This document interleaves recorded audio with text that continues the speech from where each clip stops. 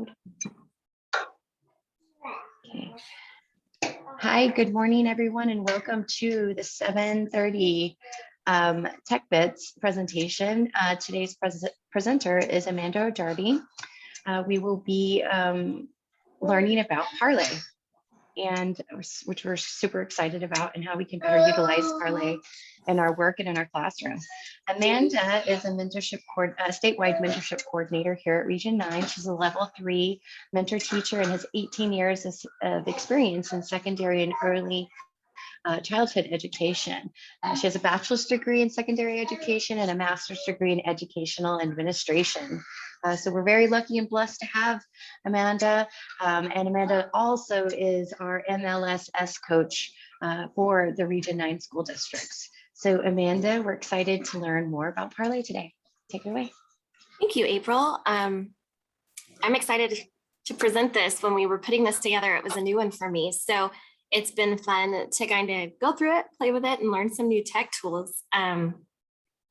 Parlay is all about engagement and student interaction and discussion. So that's kind of what we're going to talk about today. We'll take you through the presentation, play a few how-to videos. They're going to show you how it works probably better than I could at this point.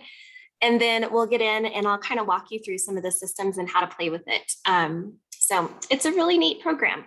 So it won't take too long. We can kind of see, we're going to look at demo, try it out, wrap up kind of things really quick. But why are discussions important for students? That's the first thing we have to figure out. And yes, this is geared more towards secondary. It does have elementary lessons already created. We'll show you that. It will take a whole lot more front loading on the elementary end. So just kind of think about that as you plan, but it is available for K-12 actually. So it's just, like I said, it's a way to bring students together, whether they're virtual and they're all at home, or it's a hybrid model, so you're doing concurrent learning, or they're all face-to-face in the classroom. And so it's just a really neat tool that brings them for discussion. So the first thing that we look for with discussion, and we know that it's very important, is studies have proven time and time again that discussion, when students can discuss what they're learning about, talk it through, challenge each other, support each other, that it doubles student learning outcomes.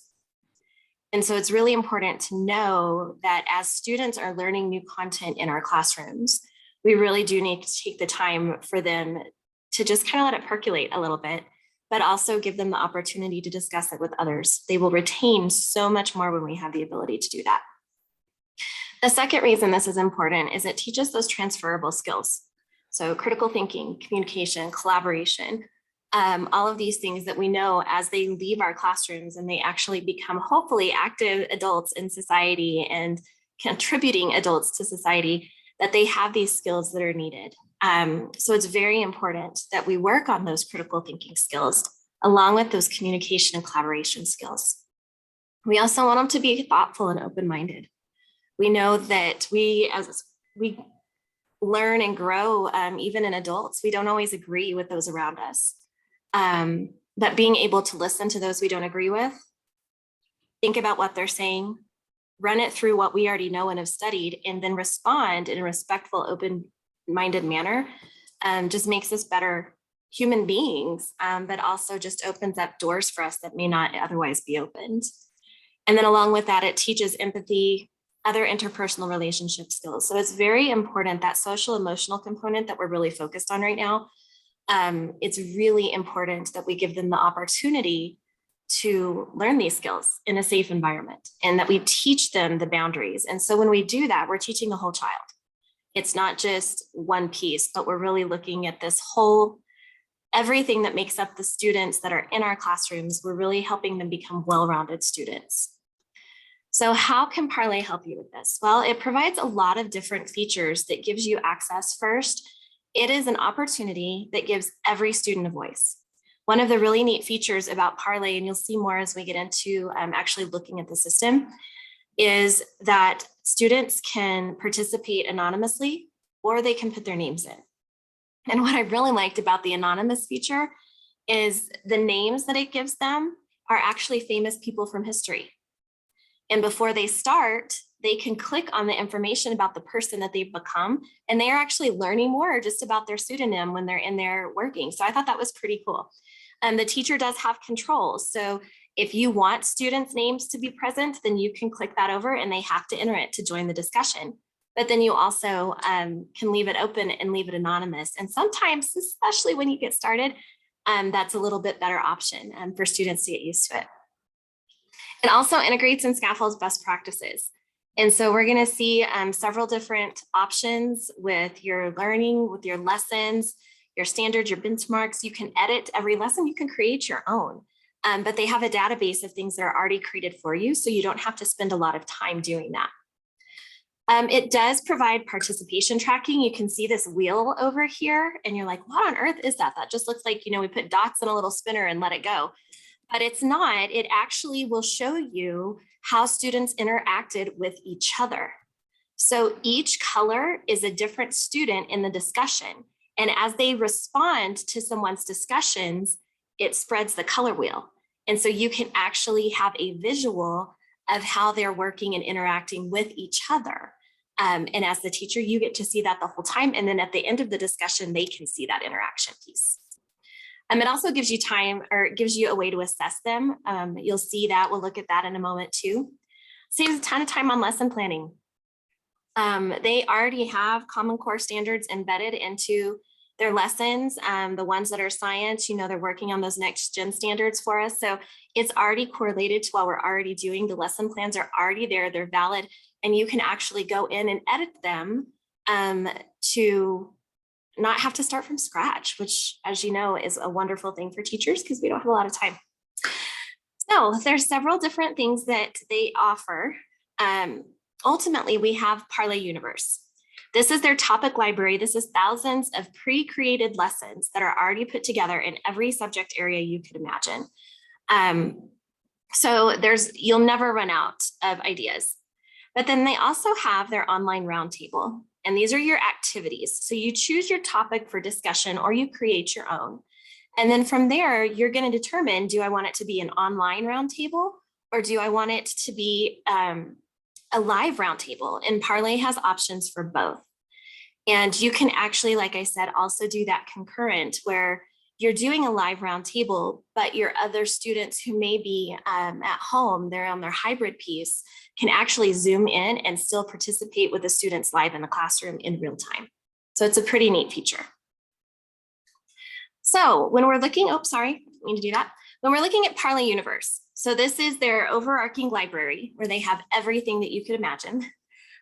You can look at thousands of different topics. You can explore human rights, as you can see, is there. It's got all of your core subject areas, but then it has personal skills and how to develop yourself in time management or a lot of different areas such as that. So they have items in that direction. They have mindfulness areas. They have SEL areas. Then they have areas of interest. And so there's a lot to choose from. You can add topics yourself. So if you, for some reason, can't find a lesson that's fitting what you're wanting to discuss, you can create your own, and it's actually pretty user-friendly to do so. If you choose to use one of their already created lessons, their topics that they've already got together, you have the ability, you can go in and it's got the editing features just like our Google does. If you're familiar with Google Suites for Education, you can go in and you can actually edit and create, add charts, graphs, pictures. You can embed videos, whatever you want to do to add to or take away from the lesson that's already created. And then any lesson that you create or any lesson that you choose from their library gets added to your portfolio. So you can build your portfolio, but then it's also an interactive tool for you as an educator because you can follow other educators. So if you see other educators where you tend to really like what they're creating and they're posting it on the library, then you can click like, just like you do on Facebook or follow or Instagram, whatever you're using. And you do the same thing here. And so when they create new lessons and post them, then you're going to get notified of their new stuff. So it's very interactive for you as well. As we get into their, sorry, my Zoom controls are in all of those, but when you get into the online roundtables, so this is your total virtual roundtable. This is not where students are going to be speaking to each other. This is a written roundtable discussion. So think of it, both of these, the written and the live, think of them as a Socratic seminar kind of, okay? And you can do it virtually now, which is pretty cool. And so with the written roundtable, let me see if I can, there we go. The first thing that you're going to do, these are super user-friendly. And what I love is it integrates with Google Classroom, but it also integrates with Microsoft Teams. So depending whichever one you're using in your school, it automatically integrates and embeds. And even on some of them, I noticed they have a Canvas integration. Not all of the lessons have Canvas, but I did notice that some of them do. So you have that option as well, as we're using Canvas in our state now. So you create your prompt or choose one from their library and you invite your students, just like you would invite them to Google Classroom. You can share the link, or what they call the magic link down here. You can copy and paste that. You can add them through Google Classrooms or Google Teams, or you can add them individually. So it's super user-friendly, gives you a ton of options. It gathers their responses. So as the students come in and they open their assignment for the day, so you posted in Google Classroom, they open it up, they watch their preliminary, whatever's there first, kind of that front loading of information and activating that prior knowledge.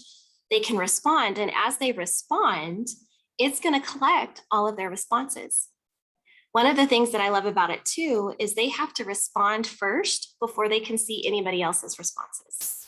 So they can't kind of glean ideas from other posts and then put them together. They have to have their own unique post first. But then once they do that, then they can start interacting and responding to other students and to the teacher in the class. So it's going to gather their information. It provides deep dialogue and peer feedback. And it also, we'll show you this in a minute and how to access it, but it also provides question sims and sentence starters. So if you tell them they have to make 3 responses or, posts on other students' comments, it gives them sentence starters. So even for your struggling students, and we're looking at that UDL and MLSS component in the state now, this is a wonderful way to help those kiddos who struggle, give them the options. They don't have to use the sentence starters, but you can post them and then they have the ability to use those to create their responses. And then in the end, not only as the educator, but the students get to see the engagement data. So again, you get to see the response wheels, so you can see how they interacted with each other. The wider their line is, the more communication that occurs. Then it does our wonderful word cloud, and you can actually click on the word cloud and get information on those words and how they pertain to the lesson. And then you see the frequency of comments. And so that's another cool feature that all of the students can see after every roundtable is closed. Then on the teacher feedback and assessment side, once you open your data from the response, the teacher can actually see this in real time. And so you can take notes on the students as they're responding. You can say, hey, that was a great idea. What about adding this thought or comment in your next one? And so as the roundtable is occurring, the teacher can actually get in, even in the written roundtable when it's not live. They can get in, the educator can, and respond to students as they're writing in real time. So it's a pretty neat feature. But then you also have the ability to add a rubric. And then you can look at what they're responding to and grade them on a rubric in Parlay. And so you don't have to do it in another part of your LMS. Then we have the live roundtable discussions. And again, this is very much a Socratic seminar. It's just virtual. But the features when you're doing it live are a little bit different than the written features. And you can see in the one with that they've got the faces with the emojis on, you can see they've got students that have zoomed in.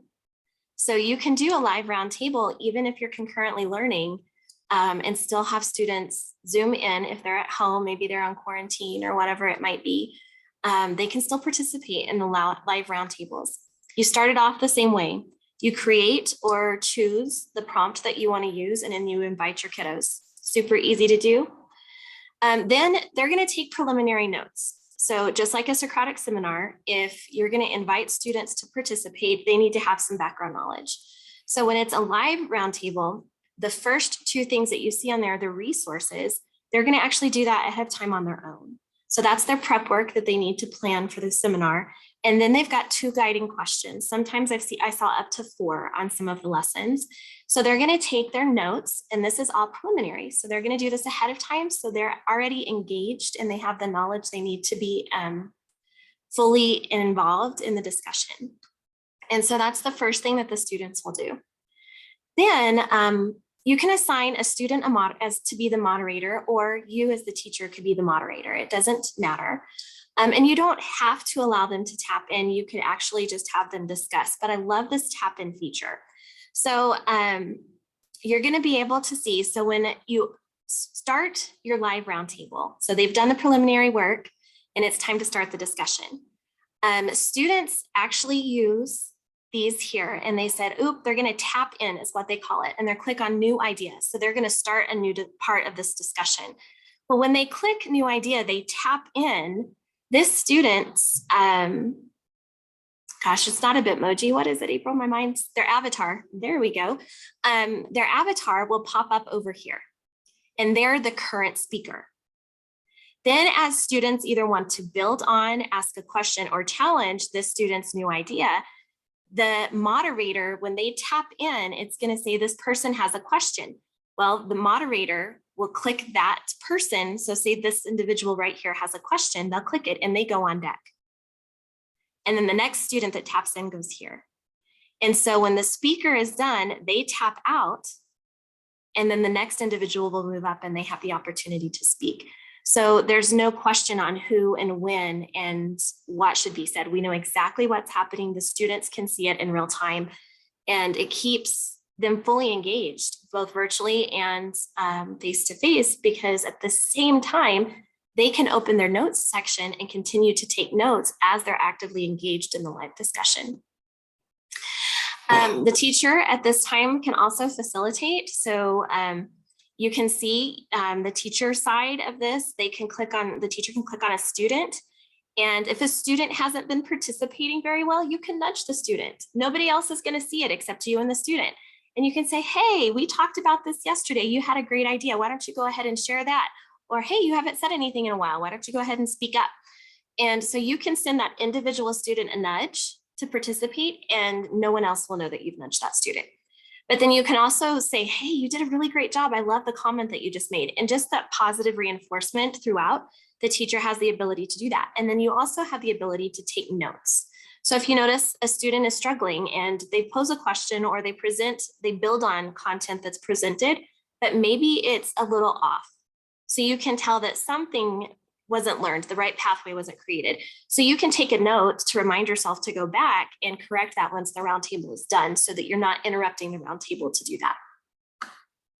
And then you can reflect on the engagement. So the teacher side gets a whole lot more information than the student side. So again, you get your color wheel, you see how actively engaged they were.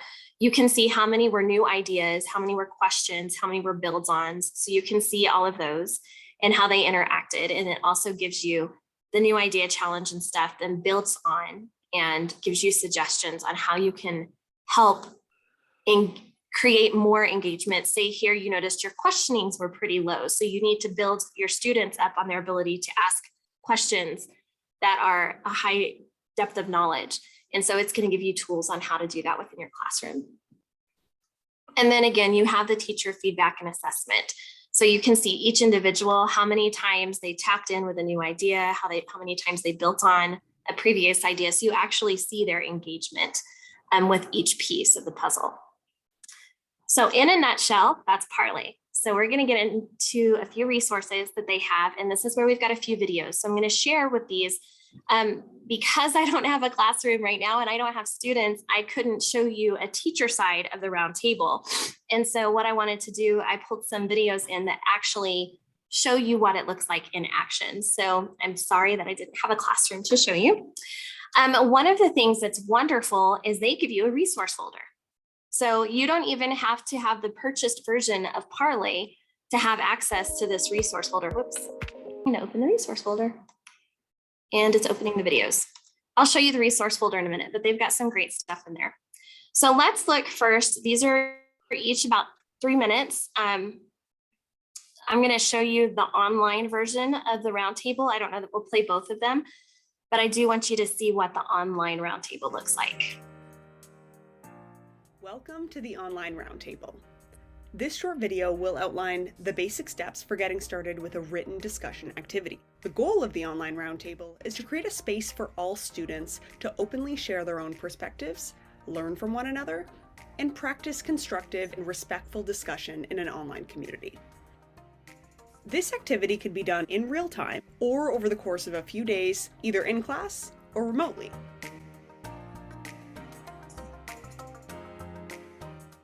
First, create your discussion prompt. You can either choose one from the Parlay universe, or you can make your own from scratch. Any topic you take from the Parlay universe can be edited and modified for your students. Once you're ready to edit it, you can add in your own links, pictures, files, or embed videos. And of course, you could change the text. Once your prompt is ready, you can set the key settings on the toolbar above your prompt. You can turn secret identities on or off, set up a custom rubric for assessing students in the discussion, and configure your own guiding questions and sentence stems for peer feedback and commentary. You could also set a close date for the discussion. Now it's time to invite students. You can invite them by sharing the join code, sharing the magic link, or sharing the link to Google Classroom or Teams. When students click the link, they'll be able to sign on with their Google or their Microsoft accounts. Once they log in, each student will submit a unique response to the discussion prompt before joining the roundtable. This helps make sure everyone contributes their authentic perspective before seeing the ideas of others. After joining the discussion, students read and comment on each other's posts by answering the guiding questions that the teacher sets up for the discussion. Teachers can join the discussion too.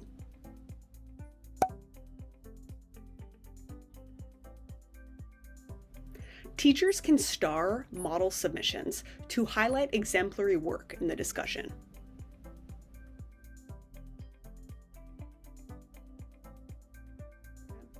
After the discussion is over, teachers can click the Assessment tab. Here, you can assess students based on your rubric, give them personalized feedback, and see a summary of their engagement for the discussion, including all of the comments they've made. Click on the Summary tab to see class-wide analytics, like participation rates, a clickable word cloud, model submissions, and the comment cord diagram. Teachers can also see a summary table for engagement by student. That's a wrap. Click on any of the articles linked below this video to learn more about the online roundtable. You can access this video by looking for the little question mark in the top right corner of the online roundtable discussion. So we'll go ahead for time's sake and stop that there. The live roundtable is very similar too. April, do you think we have time? Because that one shows you the on deck piece. Do we have time to look at that, or do you want me to move on? Go ahead. Okay. This is the online roundtable. Welcome to the live roundtable. This video will outline the basic steps for getting started with this verbal discussion activity. The goal of the live roundtable is to create a space for all students to openly share their own perspectives and learn to build on, challenge, and question each other's ideas.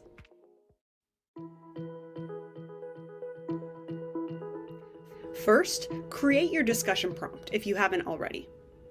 Provide your students with links and any resources that you'd like them to review or guiding questions to think about before the discussion starts. No discussion is perfect, and it might even look a little messy the first few times around. If this is your first live roundtable discussion, you might start off with a low-stakes prompt to get students comfortable. Next, it's time to invite your students. You can invite them by sharing the join code, the magic link, or by sharing the link directly to Google Classroom or Microsoft Teams. When students click that link or enter the join code, they can sign in directly with their Google or their Microsoft accounts to join the discussion. After joining the discussion, students will see the resources and the guiding questions above their notepads. You might want to give them 5 minutes to take down notes of what they want to say before the discussion starts, as it is ongoing. As a teacher, you are the only one who can see the students' notes. When you're ready to start the live roundtable, press the Start button. At this point, students will be able to tap in when they have something to say. They can tap in with a new idea, to challenge an idea, to build on an idea, or to ask a question. When they tap in, their icon will appear in the middle for everyone to see. Students can vote for each other and give each other applause. So, who speaks first? If you decide to use the queue system, then you can simply add students to the queue by clicking the plus button beside each of their names. Whoever is the current speaker, in this case Yuna, she has the floor and she has the right to speak. Once they're finished speaking, she can simply tap out and the next student in the queue takes the floor. Teachers can nudge students and encourage them to participate or give them feedback in real time. This will be a one-way communication directly from the teacher to the student. If you'd like, you can even assign a student as the moderator to control the queue. Simply click their name and click Moderator, and this will allow them the ability to add and remove students from the queue. If you choose to turn off the queue, students will need to take initiative to speak up and encourage each other to go first. You can click on any student to take notes about their participation, assess their contributions, view data about their tap-ins and their personal notes. You can provide personalized feedback to each student, which they will see at the end. At the end of the discussion, click Stop, and then click the Summary tab to see class-wide analytics like participation rates, speaking time, tap-in types for each individual contribution type, as well as tap-in types for each student. Students can see this data too. The teacher can also see individual student engagement in the form of a table. We recommend taking 5 or 10 minutes at the end to discuss the quality of this discussion. This could be really powerful and will support subsequent discussions that you have with your class. You'll really want to reinforce the constructive nature of this activity and set class goals for next time. Since this is a verbal discussion, if your class is working remotely, you will need an audio connection. We recommend using Zoom or Meets with cameras off in the background so that everyone can hear who's talking. Well, that's a wrap. Thanks for taking the time. So as you can see, they've got some really amazing features already built in. And if you've ever tried to do Socratic seminars before, which I did quite a bit, this would make it so much easier and you would get rid of that lag time. It does have, pricing is always an issue. And as we know, nothing, even Google now, is not completely free. They do have a teacher trial, is what they call it. It's unlimited, so there's no time limit. They're never going to kick you out and say, oh, your 30 days are up. If you want to do this, you have to pay. But what they do is they limit it to 12 roundtables. So if you're a teacher and you want to try this, or you have teachers you think might want to try this, 12 roundtables is actually quite a bit. And it's not something you're going to want to do every day or even every week. It's something that, you would spread out over time. And so I would just encourage you to be very strategic about the ones that you do choose to make sure they're ones that you might want to reuse later. There are options. So you can do individual teachers. You can have, if you have an English team or a history team or whatever that might want to use this and pilot it for a school, or you can do just add it to your LMS. And a lot of schools can use their ESSER funds right now to do something of this nature and pull in $4 per student. So there's multiple ways to pull this in. But I do love that they have that teacher trial and it's free for 12 roundtables. So that's a great thing to note. Also, resources in this Google Drive that you saw they had created, and you get access to that even in the free teacher trial, you get all of their resources. They have their lesson library. So if you click on that, it's going to take you here and you can actually see all of the different lessons. It's going to populate with the lessons that are most significant to what's happening in our world currently. So the lessons that are featured will be different tomorrow or the next day. So they're going to change. So you'll see different lessons as you go through. But you can also search over here, looking through the actual subject content If you want to follow a teacher, like I said, you can follow what they do. But then also you can search. So you can either see all the collections, or up here, if you have a specific thing you're working on, say I was teaching Frankenstein and I wanted to have a discussion on Frankenstein, or some of the controversial topics that it brings up, cloning or whatever you want to talk about. You could search that specifically and pull up a roundtable. Hey, Amanda. Yes, ma'am. Ms. Dolores had a question. Is it possible to copy the lesson to another platform? Which platform, like what? I believe so. I didn't try, but let's try. Well, It's a great. like Campus or even a different Google.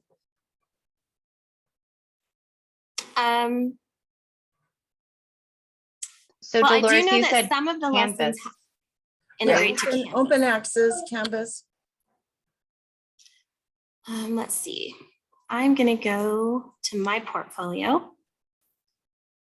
if it will take me there, because I created one yesterday.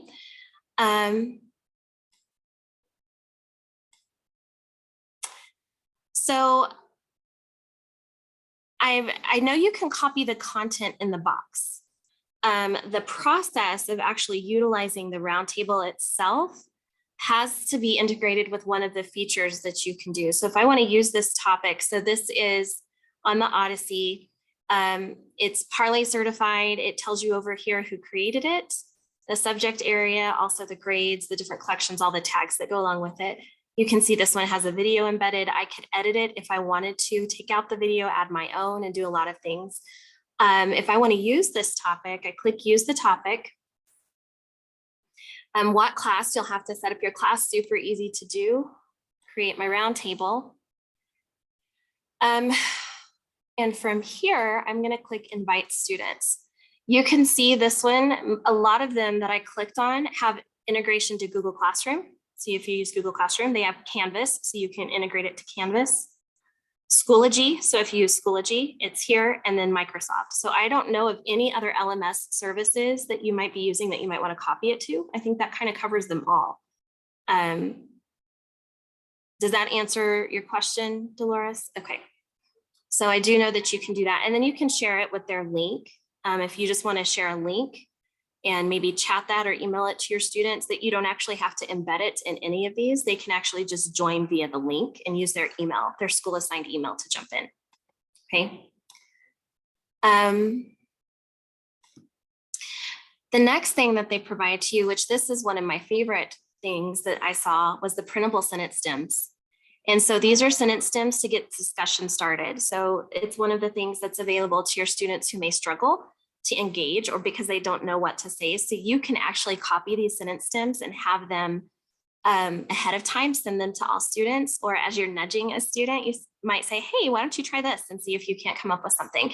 So they give you an example for each of those. They talk about how to build an argument, and they actually have several presentations. We don't have time to get into them today. That would be great if you're before your first roundtable to go over with your students and actually teach them how to have this kind of a discussion. And then they have what's called a student textbook. And well, that's not the student textbook, but the student textbook actually pulled up resources and tools. And why it did that, I don't know. But pulled up resources and tools on actually how to have students utilize it. And it's taking me to the next slide. I don't know why it's not opening the student textbook, because it opened earlier this morning. Let's try that again. Here we go. So this is that presentation I was mentioning that you might take the time to have a teacher present to students ahead of time. Listen, and it talks about just how to engage, listen to understand, and how to encourage others to contribute.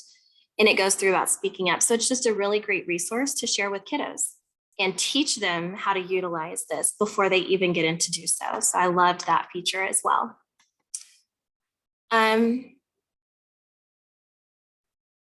Everything about this video, tool. sorry. For time's sake, we're not going to. So to get in to Parlay, it's really, really, really easy. If you want to set up a Parlay account now, all you have to do is you can click this link. Actually, I can drop that in the chat. Do we want to take time to do this and go through it, or do you have questions? That's the presentation. So the rest of the time I had just set to play and look at it if you want to do that.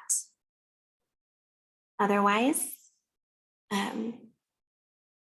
we can just call it good for today. So whichever is good for you guys.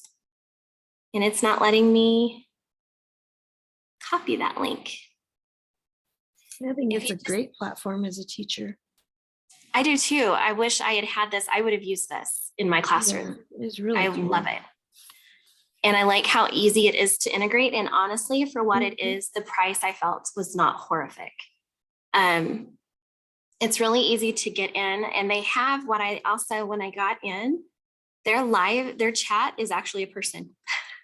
So Oh, if you nice. have questions, you're actually going to get a real person to help you. You're not going to get like a computer system that's got preconditioned responses.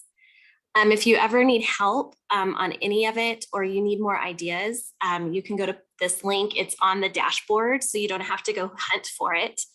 And it actually gives you a ton of ideas. I was amazed at how many resources they actually had. So yeah, it's pretty simple to utilize. Go back, let's see. And like I said, if you have teachers that want to play, this is a great tool to kind of get them started and working with discussions and opening it up. I love the fact that you can do it live or concurrently, Right. because you know, so many classrooms right now have students that are there and some that aren't physically in the classroom. And so this was a great feature. What about, Amanda, using this for like academic competition? Would that even be a fit? I don't think so. that? Okay. Because the roundtables are specific to the content that you select, that topic, and our Mhm. academic competition that we put on. Okay. It's all different questions and all different topics. So I Okay. don't know that this would be a It good wouldn't one. necessarily fit that, but maybe some Yeah. other type of student,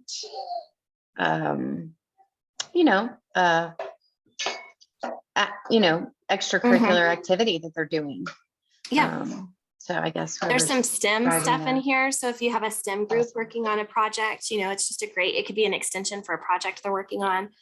But I'm just kind of, you know, scrolling through. You can see they even have some really easy ones to start off. And it's even called easy discussion prompts and icebreakers. Is a hot dog a sandwich? I mean, really, that would be great for students, you know, the first time that they're trying this, to get some To ideas test. put in. That Yeah. would be great for our meetings, you know, just Yeah. for like teacher or, you know, office meetings, a quick icebreaker. This is pretty cool. And it would it'd give us a chance to play with this platform Mhm. a little bit and introduce her. And then they staff. have this getting started collection. So for teachers who are trying it out for the first time and they're having to get in and learn how to use Parlay from the beginning. And then they go through, why do we use math? Why are we using literature? So it's just some getting started pieces. But it even has an introduction to Parlay in that section. So how to use Parlay. And there's a ton of videos. You saw just a few. They've actually put together some really great resources for teachers who are just getting into it, just learning. So anyway, Awesome. that in a nutshell is Parlay. Thank you so much, Amanda. That was awesome. Dolores, are you going to be utilizing this in your school district, you think? I don't know yet. I'm really excited about this. I'd have to present it to my teachers and see how they feel about it. I love it. I'm looking at it and I'm actually thinking, what if you had a section that said administrative support, which had lesson plan templates, and it had templates for agendas, and you know, things are just popping through my head on this, which I could probably go in and create my own. Is that Yeah, absolutely. And it's super easy to do. So as I come to my profile and go to my portfolio, You can actually, let's see. Do-do-do-do-do. I've got Zoom controls in my way. I love Zoom controls. They're great, and then they get in the way. But there is, I'm not in here, topics used. There's a way to create your own. And of course, right now, I'm not able to find it now that I'm put on the spot because I played with it yesterday to create my own topic. And of course, I can't find it right now. But yes, it's there. It's super easy. You just, gosh, I say it's super easy and then I can't find it. But yes, you can create your own lessons, your own topics, and start discussions and all of that. So doing it with your staff would be great too. Yeah. Yeah, that's what I'm thinking. We're going to go to standardized based grading, and we've been training since last spring, and we will be 100% into standardized grade starting in August, and we're still training. So this would be a wonderful site to put the resources and to put the training and to put our discussions when we're saying. I just think this is really great. I am still trying to find how to start my own. I think that's a great idea too, Dolores, because teachers would have it all in one spot. Mm-hmm.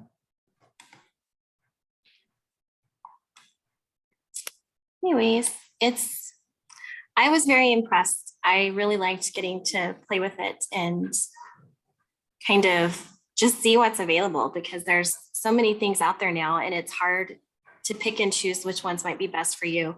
Here is their little help button that I said, if you click that, it's actually a real person. And they will help you with anything you need help with. And they were pretty quick to respond yesterday. So I didn't have to wait forever. So that was nice. Is there anything else that we can help with? I hear Mr. Lincoln in the background. I know, I apologize. Well, I'm going to go ahead and stop recording if that's okay.